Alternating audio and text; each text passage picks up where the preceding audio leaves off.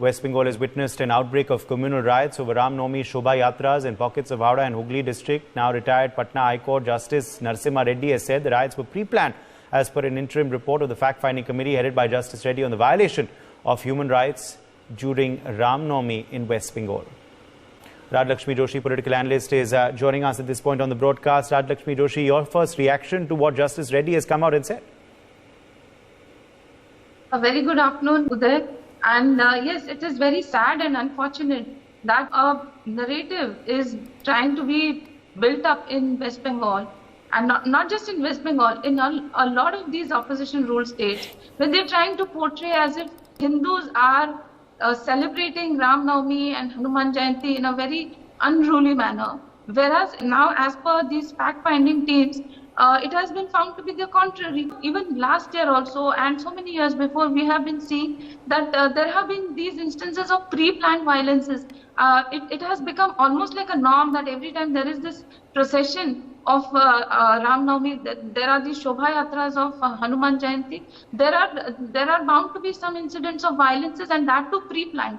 They cannot be by provocation that at the last minute you have huge some mechanisms put up on the terraces, or that suddenly a lot of people come and attack, and these kind of things don't happen by chance. They happen by pre-planning.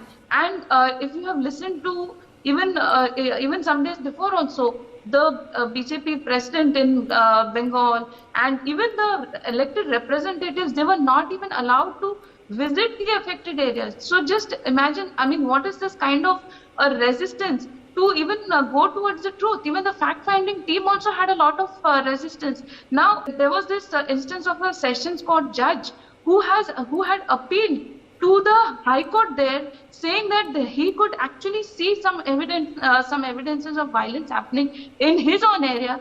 And when he approached the police did not help him. So he had to seek the assistance of the courts to find some kind of protection for himself. This is a very concerning situation. And then Mamata Banerjee goes ahead to say that I have to be very alert because the BJP is all the time trying to incite riots, etc. But if you look at the people who are arrested, she's talking about how outsiders have come and they have tried to create problems there. But if you see that the people who are arrested, some 37 or 40 people who are arrested, all of them were local people. And all of them, out of 37 people, at least 99% of them belong to one particular community. So how is this a case of how BJP is trying to do it? And why are you looking at people who are affected there as BJP people or something else? How can you differentiate something as Muslim areas and Hindu areas? You cannot do that. If you are a chief minister of a state, you are bound by that responsibility to make sure that all your citizens are protected and that everybody has this right to celebrate their festivals with equal power. Every time there is this restriction about how Hindus are not supposed to go into Muslim areas, about how they should avoid processions on particular days because it is for Muharram or for Ramadan. So people who celebrate Ramadan, according to her, are celebrating peacefully.